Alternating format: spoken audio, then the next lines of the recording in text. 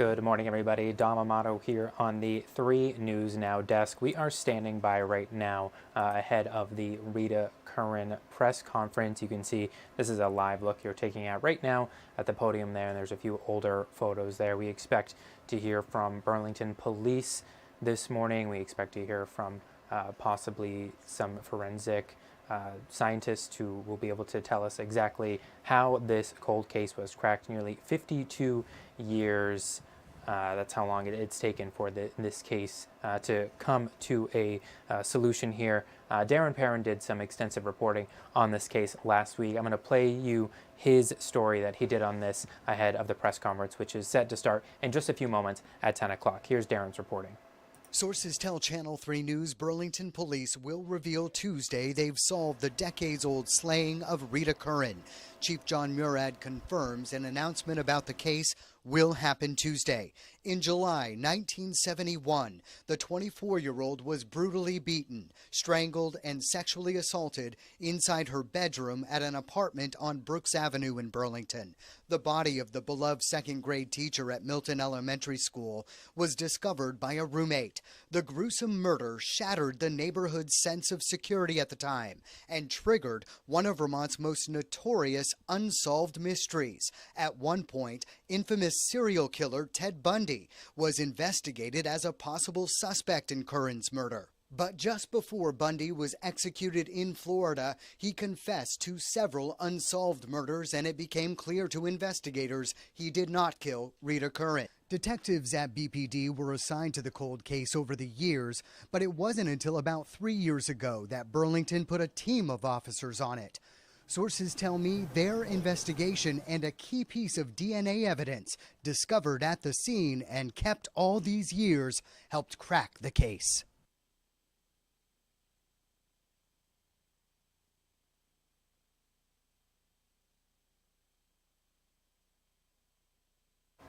Again, we are just standing by now, waiting for that press conference to begin. You can see here that there are some police officers discussing before that event begins. We will bring you again this live as soon as it begins. We'll have this up throughout the duration, and we'll have obviously the full story tonight on the Channel 3 News. Let's just pull up and make sure that the audio there.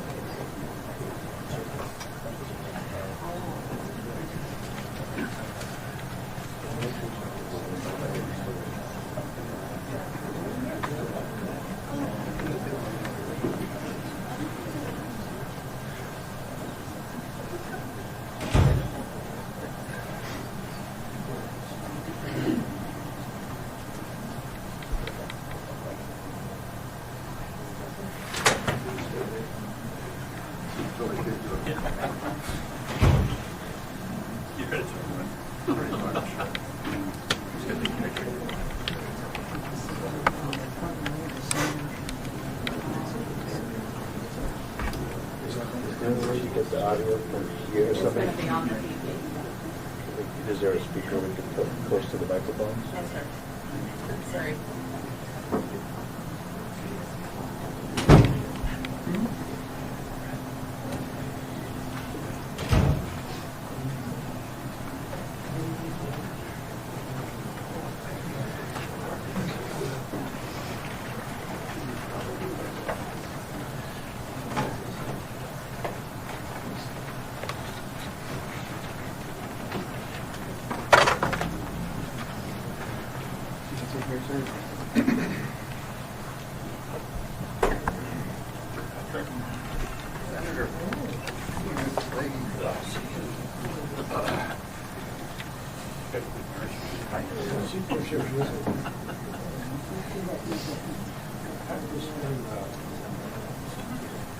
See there that Senator Patrick Leahy, former Senator Patrick Leahy, now at that press conference for Rita Curran. Again, we are just standing by waiting for that press conference to begin. This is at the Burlington Police Department.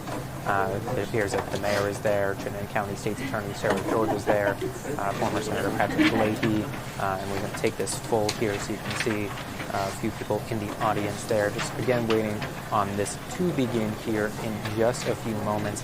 Our Darren Perrin is at this press conference. He will be covering it, and I'll have a full story for you coming up on the Channel 3 News tonight. And it has been just reported on the identity of who that killer is. Police have identified that person, and we will learn more about that as this press conference continues and gets going here. So this is Acting Chief of Police John Murad, and we will go to live full coverage of this event for you right now.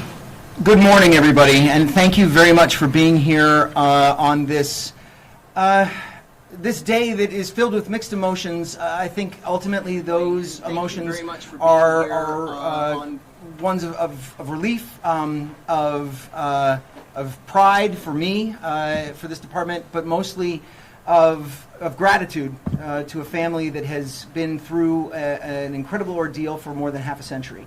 And we are very, very cognizant of our debt to you and our obligation to you. There are a number of people here with us today, members of the Curran family. There are people who have been involved in this case over the great number of years that it has been an active cold case in this police department. We are here to discuss the 1971 murder of Rita Curran. Rita Curran was murdered in Burlington on July 19th or 20th in 1971. That's 18,844 days ago, more than half a century. She was a teacher and a singer and a giver, and she was loved.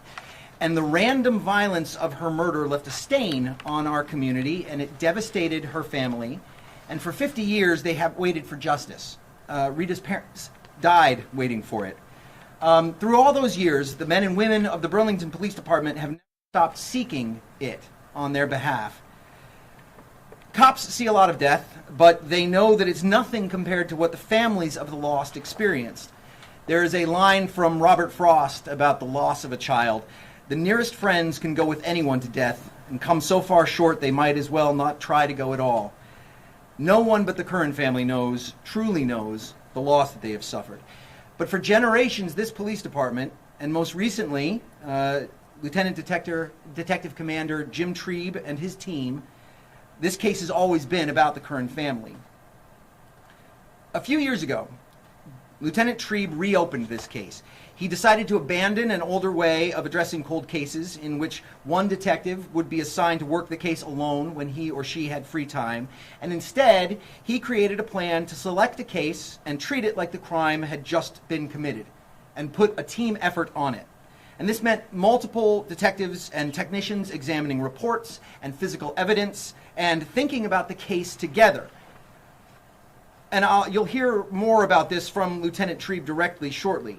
He will tell you about a remarkable closure, something that shows that this detective unit is the equal of any in the nation and any in the world.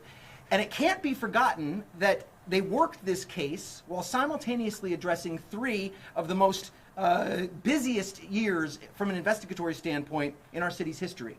6 murders, all of them solved, nearly 24 shootings, 52 gunfire incidents, even as they continue to work this case. That said, what our detectives have done was only possible because of the incredible thorough initial response all those years ago, and the work of successive generations of detectives who have worked this case, kept it alive, both in our institutional memory and with the family. In 1971, detectives documented witnesses and statements. They saw where things were found. They recorded in what condition. All of that was instrumental to what was done here.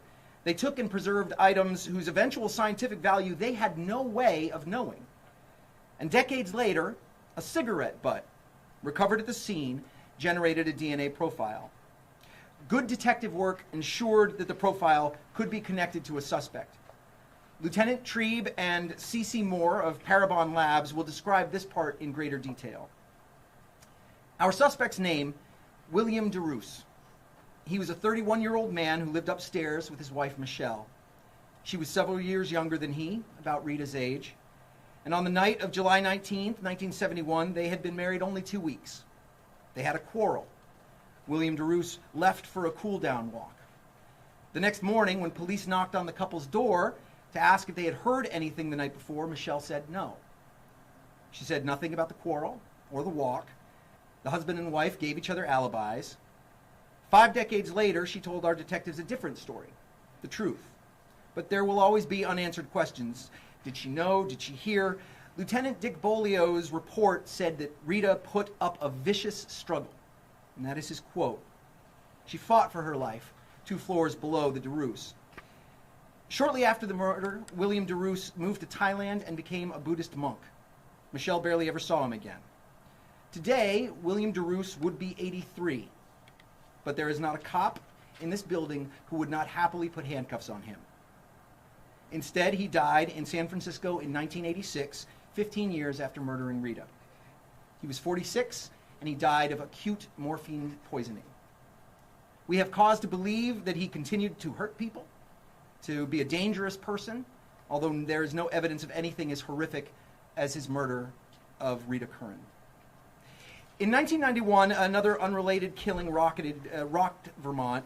Patricia Scoville was murdered in Stowe. Her parents lobbied for Vermont to join the National Combined DNA Index System, or CODIS, in 1998. And 10 years later, that resulted in the identification and conviction of the man who had murdered her. And that same year, in 2008, Vermont's DNA database was officially renamed the Patricia Scoville Memorial CODIS Laboratory. The recording and storage of criminals' DNA was vitally important. But our case today demonstrates the equal importance of open source DNA databases. When someone doing an ancestry or genealogy swab checks the box saying that it's okay for law enforcement to use this, they are helping solve murders. They are bringing evildoers to justice. They are delivering closure to families. And when police work these open source databases, we don't get unlimited access to go on DNA fishing trips. A DNA profile generates a list of matches and partial matches, just like someone seeking to know more about their ancestry. Going further involves good old-fashioned detective work, police work. Labs like the one that we worked with have identified hundreds of suspects, finding justice. They've identified dozens of victims, too, finding closure. And in the end, this is why we do the work that we do. It is justice for victims. Last week, we held a luncheon here in this room to share the details of this extraordinary closure with the family. It was a touching event. And as I looked at the family, I was struck by the absence of a woman who died before I was born, whom I never knew, although growing up in Chittenden County, I remember hearing this story. But it was not just Rita's absence. Just 24, there was a whole life in front of her. As a beloved teacher, how many lives would have been touched? Would there have been partners or children or whole families that never were and never will be?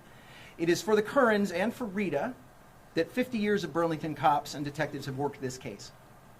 It's for them that Lieutenant Detective Commander Jim Trieb and his team did this work, and I am immensely proud of them.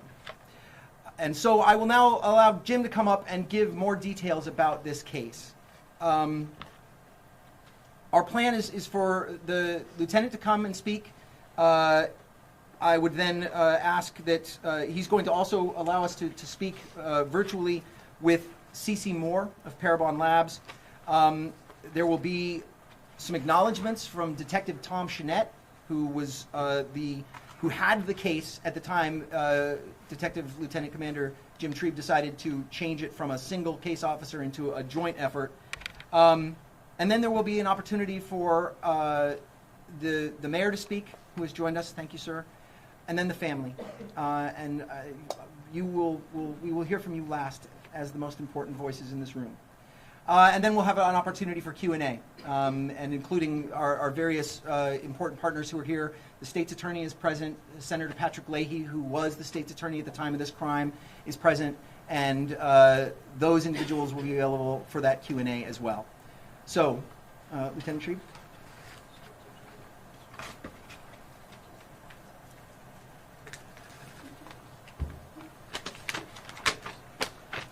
Good morning, and thank you all for being here. I'm Detective Lieutenant James Tree. I'm the commander of the Detective Service Bureau here at Burlington PD.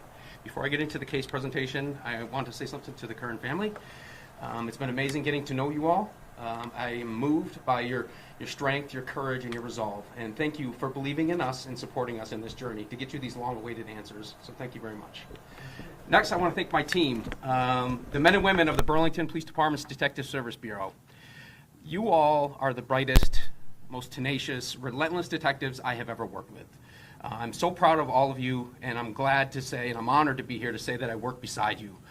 The work that you did on this case, given the Curran family some closure, was amazing, but at the same time, you also investigated 6 other murders, and you gave those families closure as well. Awesome. You guys are amazing, and I'm so proud of each and every one of you, and I want to acknowledge you all by name.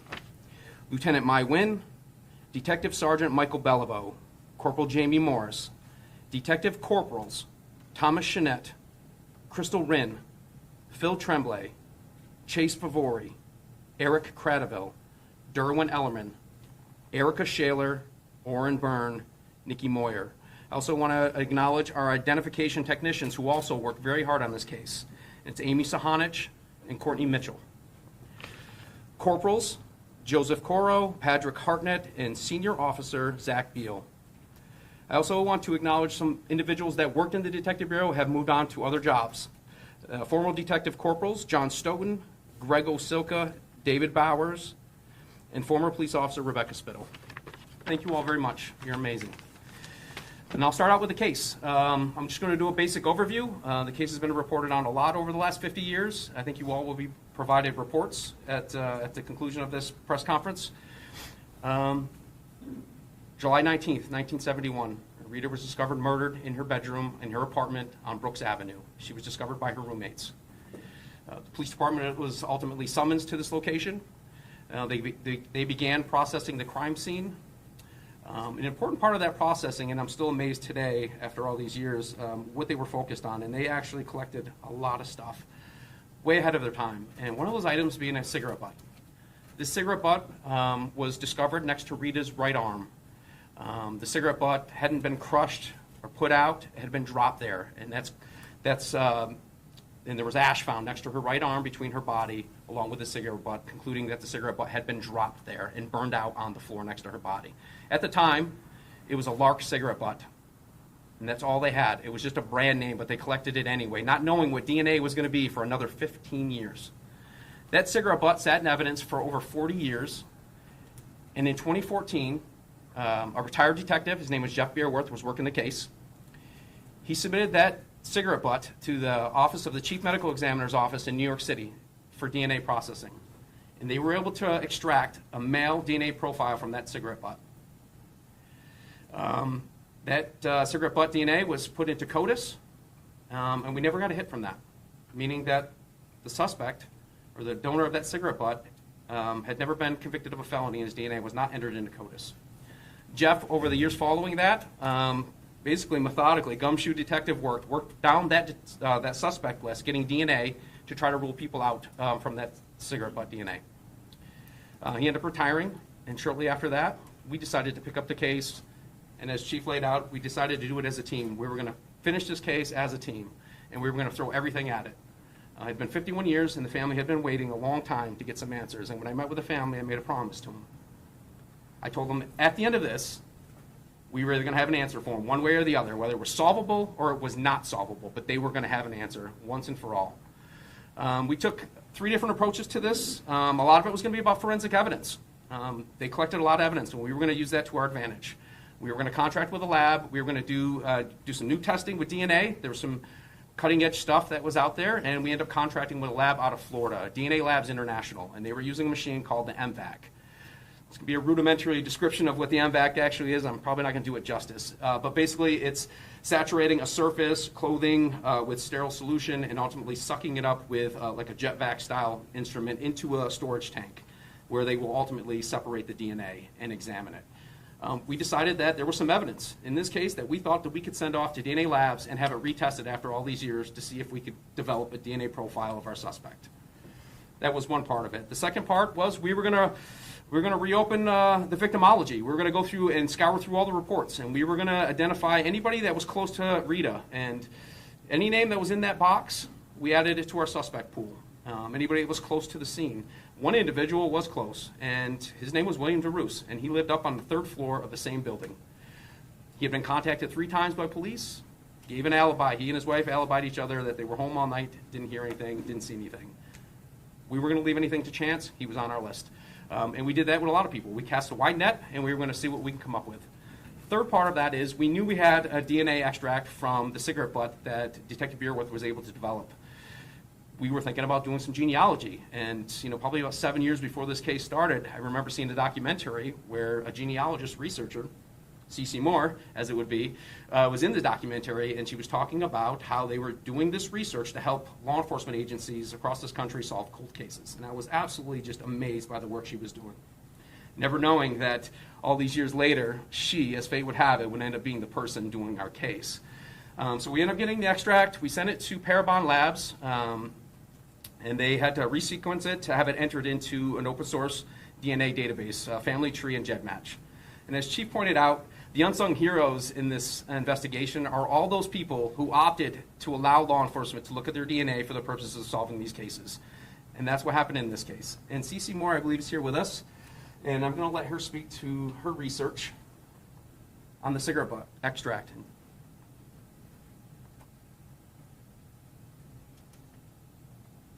Good morning. Good morning. How are you? We can hear you. Great. I'm going to get my slide up. Can you see my slides? Yes. So I want to echo everyone else's comments that we owe a huge debt of gratitude to the original crime scene investigators, because the DNA evidence ended up being so incredibly key, and they couldn't have possibly imagined the power that we would have at this time to actually use that to narrow it down to just one person. I also want to thank the people who uploaded to Family Tree DNA and GEDmatch and opted into law enforcement matching. In this case, we were incredibly lucky. This doesn't always happen this way, but this case is a fantastic illustration of the power of investigative genetic genealogy to narrow down the pool of suspects to just one person. This case was over 50 years old, and it only took a few hours to narrow it down to William DeRoos. So this is my chart showing the investigative genetic genealogy's outcome. You can see we had 5 matches. They're outlined in red here. Match number 1 and 2 were approximately sharing about 6% of their DNA with our unknown suspect. That's actually a lot. These are fantastic matches, and they share about 6% of their DNA with this unknown, well, who was the unknown suspect. And then we have fantastic supporting matches, matches 3, 4, and 5. Matches 1 and 3 traced back to the couple in orange, John Orr and Susanna Davies. So we knew that the suspect also must descend from that couple. Matches 2, 4, and 5 on the other side of the tree traced back to the couple up in purple, Jan Winia and Gerbrig Endela. And so we knew that the suspect must also descend from that couple. So working down toward the present, I was able to identify a union marriage or a triangulation between these 2 couples' descendants. And you'll see an aqua there, or light teal. Lois Orr married William DeRoos. And unfortunately, Lois passed away right after soon after their marriage and the birth of their only child, William DeRoos. So William DeRoos would be the only individual who would carry the DNA from these unique set of ancestors and be in the right position in the tree to be the DNA contributor. He was a first cousin once removed of both matches 1 and 2, but you can see that match 1 connects on his mother's side, match 2 on his father's side. He was a second cousin once removed to match number 3, a third cousin to match number 4, and a fourth cousin to match number 5. Now this is, as I said, incredibly rare.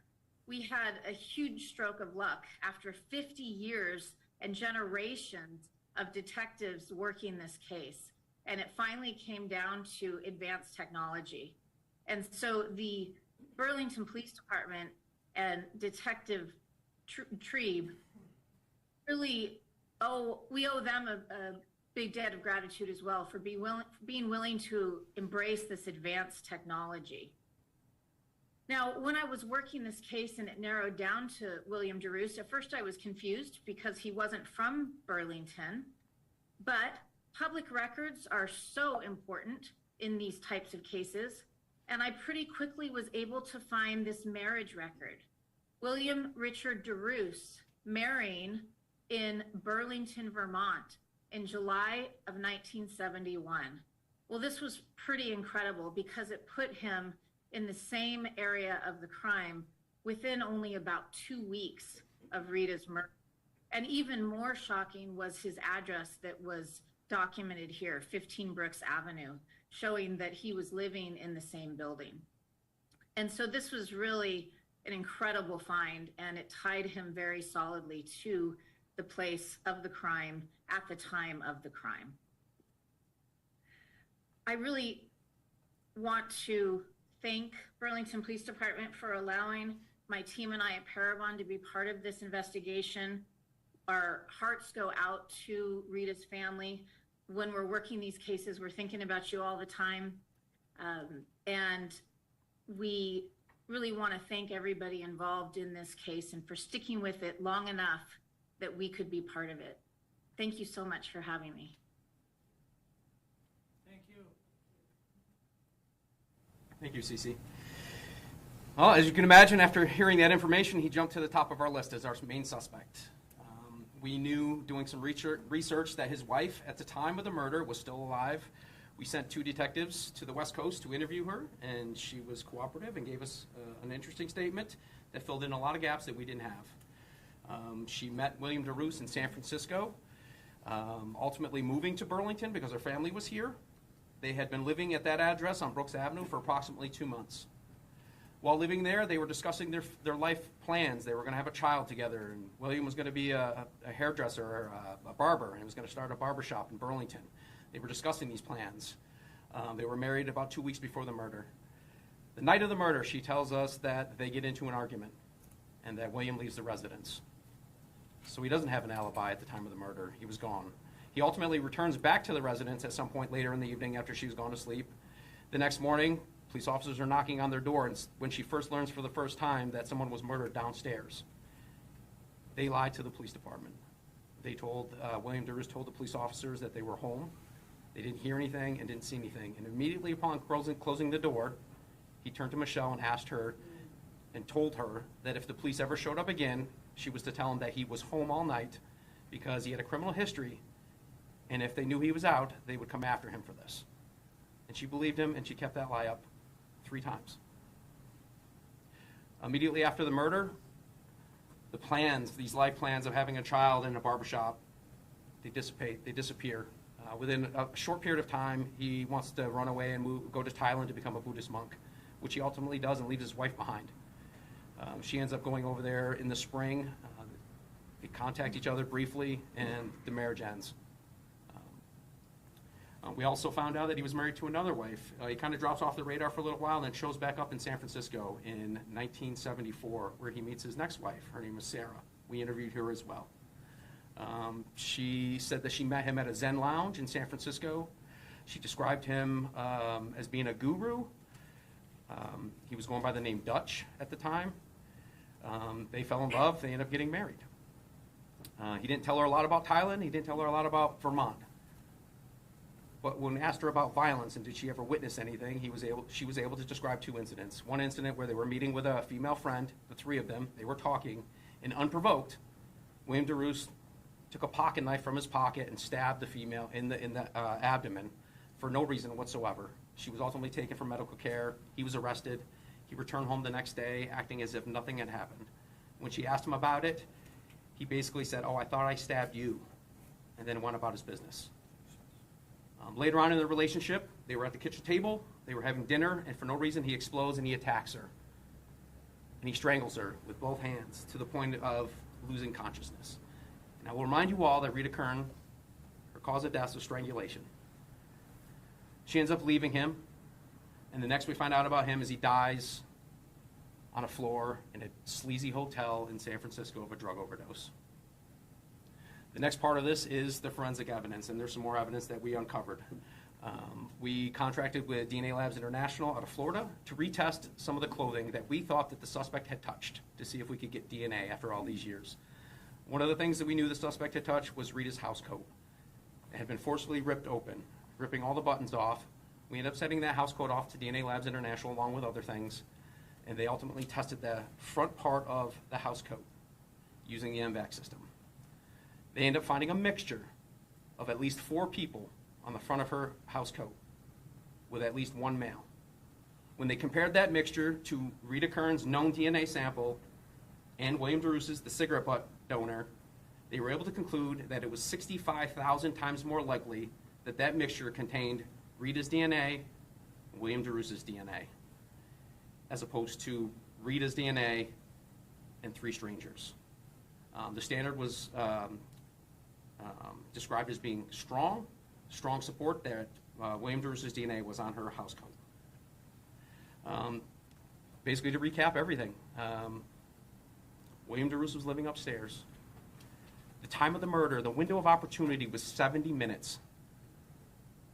To me, that's really important because that says that it was somebody close by, that they knew who was there and who wasn't there. And they took advantage of that opportunity. 2, Michelle DeRousse said he was a smoker. She didn't know what kind of cigarettes he smoked, but knew that he was a smoker. The night of the murder, he got in a fight and he left. He had no alibi. The next morning when the police show up, he tells her to lie about where he was because he was afraid they were going to come after him. Their life plan ends, it changes after the murder. He runs off to Thailand. He shows back up in San Francisco. He meets his next wife. And then we see the propensity for violence, unprovoked violence. Given all these information, our Detective Bureau, myself, the chief, we're all confident that William DeRousse is responsible for the aggravated murder of Rita Curran. But because he died in a hotel room of a drug overdose, he will not be held accountable for his actions. But this case will be closed.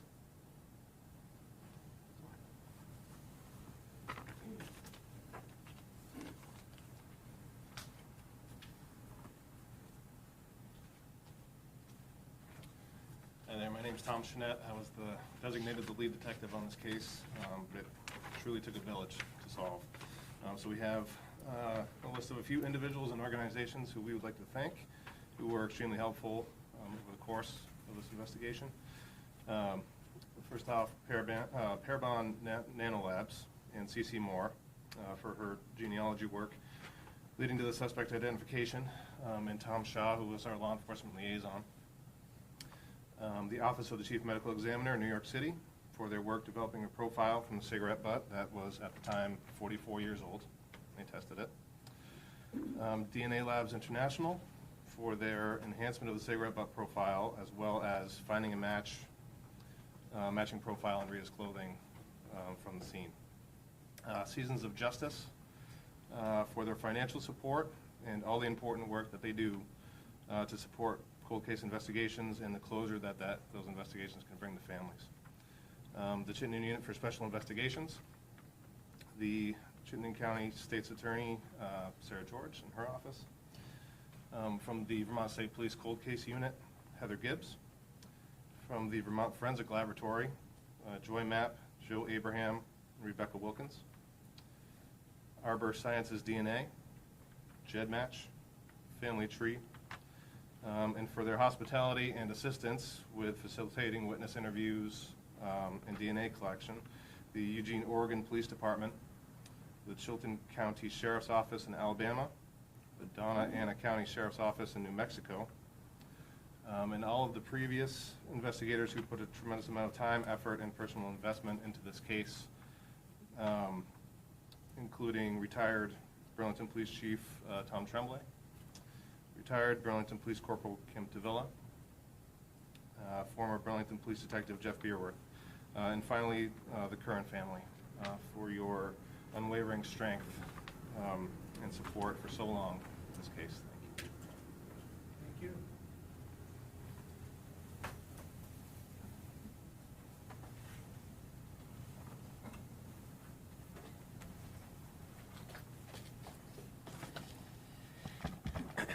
Good morning, everyone. This event brings us back to a terrible night for the city over 50 years ago when there was a really terrible, violent, random murder in this community. And that event has caused the Curran family so much pain and grief in this community, so much grief for many years. And it is it's painful to stand here with you and recognize that terrible loss. It is tragic that because of the death of the suspect, there will never be full accountability for what happened that night. I do hope that the work that the Burlington Police Department has done will bring some measure of resolution and closure to the family. We need to thank, the ability to do that is only possible because of generations of committed officers and law enforcement personnel who pursued this case so carefully and diligently for so long, beginning the hours after Rita's death up until today.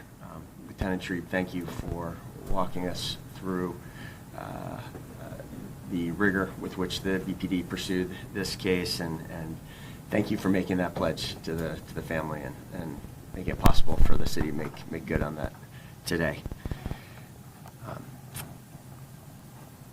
It's only possible to get to this event because of those generations of rigorous work, maintaining the integrity of the investigation in the first critical hours, and doing that through the decades. The people of Burlington are fortunate to have a police department that is able to pursue that and deliver on the commitment that when a terrible event happens here in Burlington, we're going to do everything we can to make sure that there is ultimate accountability. Thank you, Chief, for organizing this event and for leading this effort. And thank you all for being here on this important day. Thank you.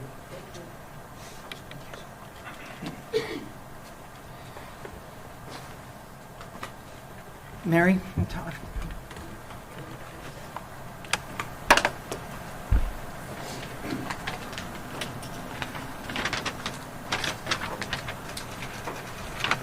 Good morning.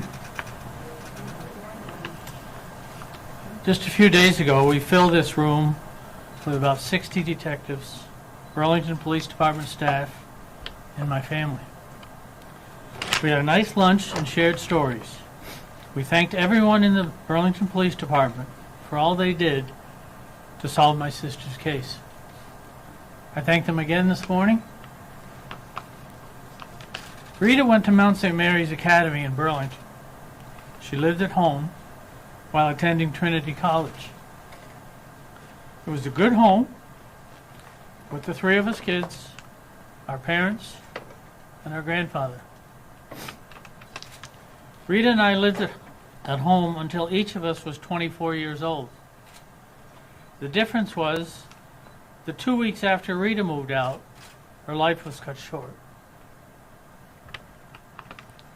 Amongst all the pictures of Rita on the internet, the two most often shown are one taken from her driver's license and one from her yearbook.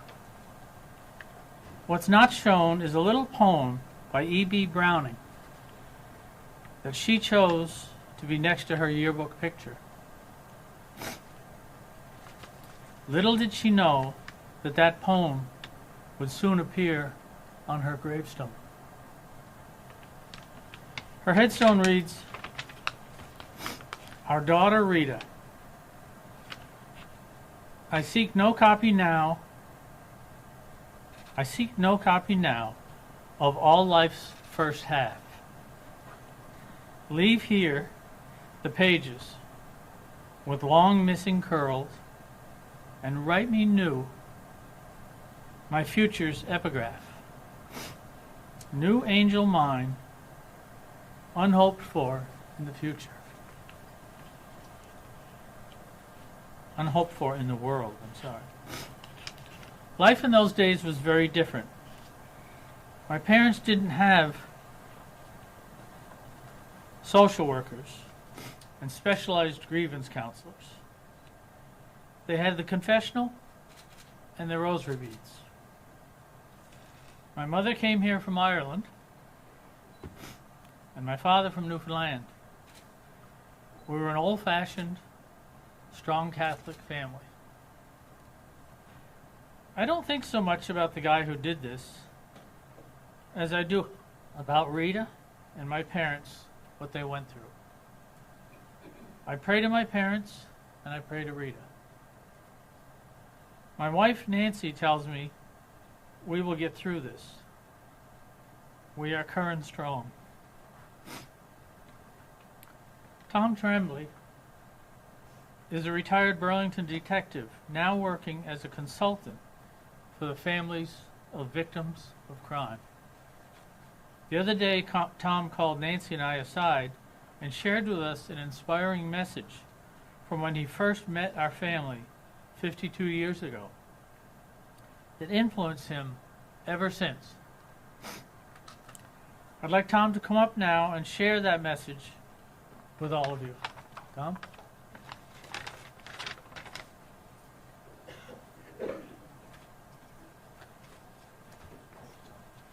Thank you, Tom. It's already been said, the impact that this case had on so many generations of all of us. And I met with the Curran family very early on when I began investigating this case in the late 80s. And I think it was the power and the reverence of their voices. Power and the reverence of their voices, and mostly the voices of Rita's mom and dad, that many of us in this room carried with us through a career. It was a daily reminder of the trauma that crime victims and their families experienced, sometimes lifelong. But working this unsolved case, made us better police officers. It advanced our efforts at victim services and offender accountability. Furthermore, it advanced this department in a way to make us a more compassionate and more professional organization. And so this case has had its impacts, certainly on the family. And our hearts go out to you, as has been said today. But it has had a immeasurable impact on the professionalism of this organization and the women and men who represented it so well to this conclusion. Thank you, Tom. Thank you.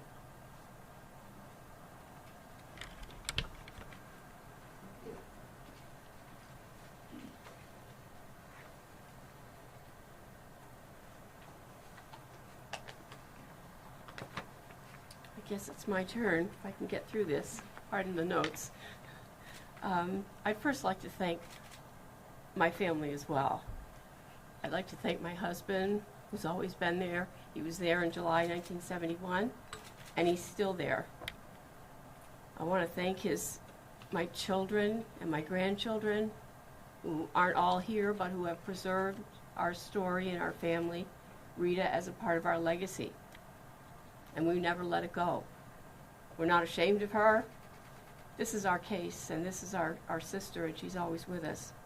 I want to thank my sister-in-law, my husband's sister, and her family for always being there for me in the town of Heartland, which is a little away from Burlington, for teaching their children about Rita. We now have 2 generations in our family that never knew her. But we have our matriarch, my mother-in-law, my husband's mother, who was there in July 1971, helping out in the kitchen. And she's here. She was here last week, and she's with us today. And she is our matriarch and our model. And she holds us all together. 3 years ago, a little over 3 years ago, at the onset of the investigation, I was introduced to Acting Chief John Murad. At that time, he looked me straight in the eye, which he can do, and he said, "Mrs. Campbell," and I'll paraphrase, "we're going to get to the bottom of this of your sister's case. We're going to solve this case. I can say that because I have put one of my best detectives in charge of the investigation." If anyone can solve this case, Jim Trebe can do it. But hold back. Jim Trebe is a team player, and he hasn't come over yet to remind me of that. We're happy that the chief's words came to fruition, but I know that Jim will deflect all accolades and personal achievements from him to his team. Jim Trebe is a team player, and his team did not disappoint him. The team climbed up through the attic so to get the boxes. They went through the files. They had to deal with the old evidence, old files, but they did it, and they worked together. It was the team who wrote the reports, documented the interviews, did the test, did all the work and those laborious tasks. The team members left their family to travel, to have certain tests done and various interviews. The team had to have patience, determination, and just plain grit with a little bit of Irish luck. I'm so proud of the Burlington Police Department. I'm so proud of the kindness, the consideration, the caring, and the compassion that they've shown to us over decades, over multiple administrations of multiple police chiefs, multiple officers over all those years. They have shown that compassion to me, to my brother, and to my father and mother for the past 51 and a half years. The help they gave us through that time to keep Rita's story alive in the media meant so much to us. We're so thankful for this day. If you knew my parents, Tom and Mary Curran of Milton, you knew that they were committed community service people. They were involved in so many activities I couldn't even list them today. And they were involved before Rita's death, but they continued their dedication to all their services after her death as well. It is with them in mind and in Rita's memory that I'm going to recognize an organization called Season of Justice, which Detective Jennick mentioned in his list. Season of Justice provided a grant to the Burlington Police Department to help cover the very expensive DNA testing and genealogy. And that DNA ultimately led to the solving of this case. This afternoon, there'll be a GoFundMe page announced, the beneficiary of which will be Season of Justice. The name of the page will be Give Back for Rita. And I would encourage anyone who can to make a contribution to that fund. We would like to repay Season of Justice for the grant that was delivered to the Burlington Police Department.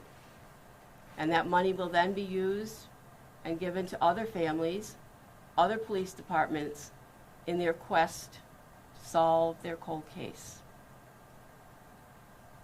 If you don't feel you can make a contribution at this time, then please share the GoFundMe page on your social media. I'm so thankful again for this day. Again, the beneficiary is Season of Justice. The name of the GoFundMe page is Give Back for Rita. Thank you.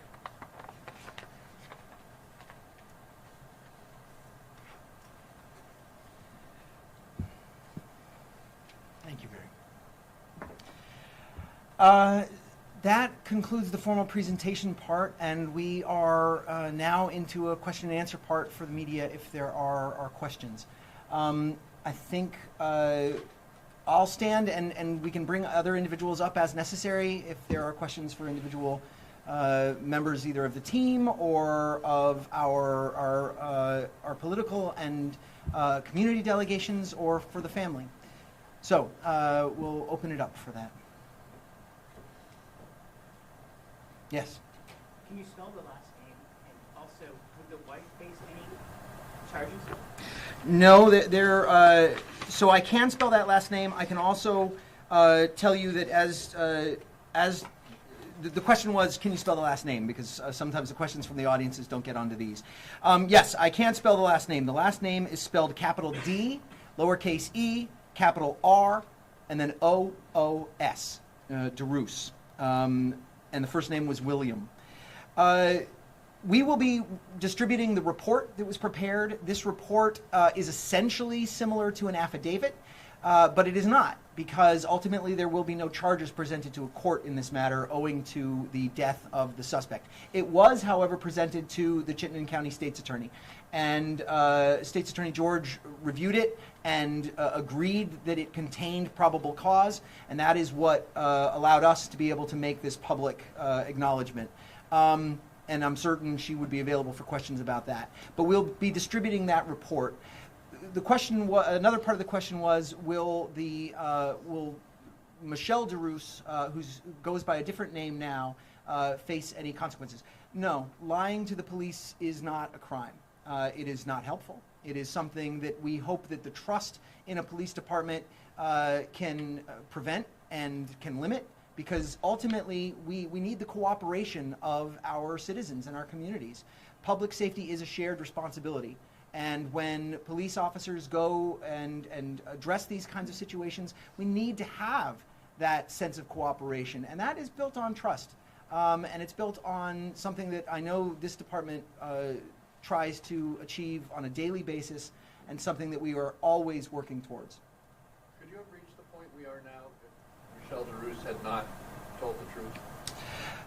So is that a key piece? It certainly is important. The notion, the question was, could we have reached this point if Michelle DeRoos had not been as forthcoming as she was with detectives upon the re-interview? We were already at their door at that point. The DNA had led us in that direction. That is an example of a thorough police department. We do everything we can to make certain that when we put a case forward, we are not merely meeting probable cause, we are meeting a standard that results in beyond a reasonable doubt and is going to easily get to that stage. That's our goal for everything that we do.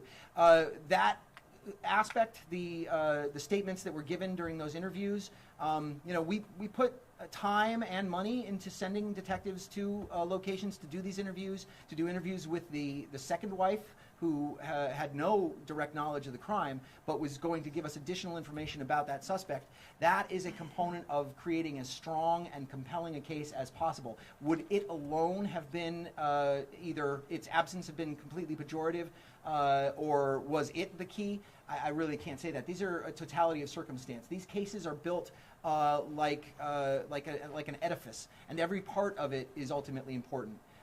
Again, the ways in which the original detective team documented the recovery of that cigarette, noting its position, noting the way it had burned out, noting where it was, photographing it, to them, Lark, the brand, was the most salient factor. They had no way of knowing that we would be able to find something inside it that actually linked to the individual. No way of knowing that. But because they did such a thorough job of documenting it, that was tremendously important. Each one of these pieces, it's very difficult to tell whether any one of them is a Jenga piece that removes the structure of the entire tower. It's really integral and totality of circumstance. Yes? What was Michelle DeRoos's maiden name? I couldn't see it on the marriage license. And what was her connection really to all of Burlington? So I don't know the name off the top of my head. I believe it was Roach. The connection was that members of her family were employed here in Burlington, and so when they left San Francisco, they came here. And who was actually the officers that went and confronted her? And can they, if any of them are here, can they outline what actually happened? Did they say, "We think you've been lying to us," or did they give her a chance? One of those detectives is present. So who were the detectives who went and interviewed the decedent's, the suspect's former wife? One of the detectives is here, and that entire encounter is described at length in the report that we will be disseminating.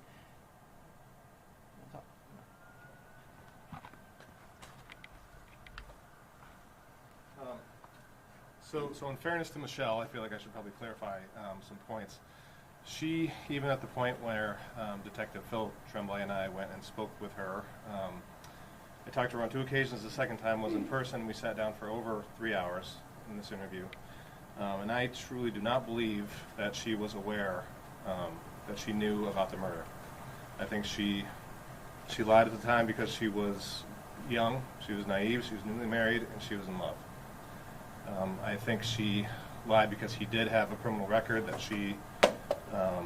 that he had told her about, and she didn't want him to get in trouble for a crime that she didn't think he committed, because when he came home the night before, he got in bed like nothing happened, and when they woke up in the morning, she didn't have any indication that anything was wrong. And speaking with her, she's a very, very sweet woman, and we share this with the family, but I do not believe in my heart that she was aware that the murder had occurred, or that she had any suspicion that he did it, until we put the pieces together for her.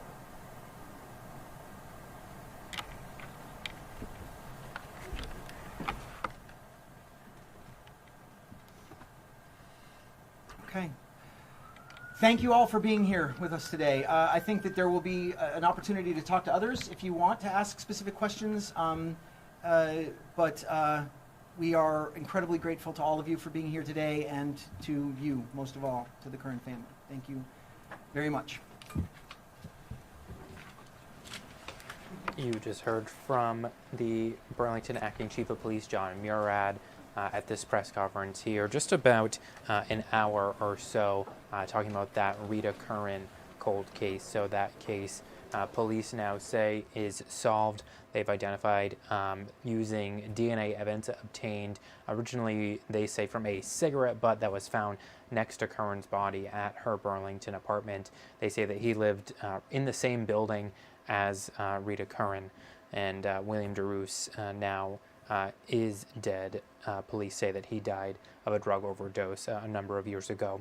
Darren Perrin was at that press conference. We will have full coverage of this story, including reaction from the Curran family, as you heard a little bit there, as well as from Acting Chief Murad, coming up tonight on the Channel 3 News. We'll also have an update for you coming up around noon. Thanks for joining us.